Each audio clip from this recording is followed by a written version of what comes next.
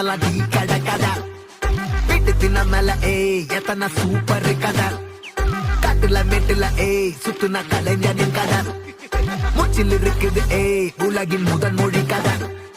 எங்க திரும்பினாலும் எங்க கதை மண்ண தொண்ட கிடைக்கும். முன்ன கதை ஒண்ணு போறவா நினைப்பத சொல்லிக் கொள்ளு துணிவா. இருப்பத விசிலு பறக்க வசனம் தெரிக்க விசிறி முழுக்க புசுர கொடுக்க திரைய விளக்க தலைவன் நடிக்க. இந்த பாரு நம்ம ஸ்டோரிஸ்.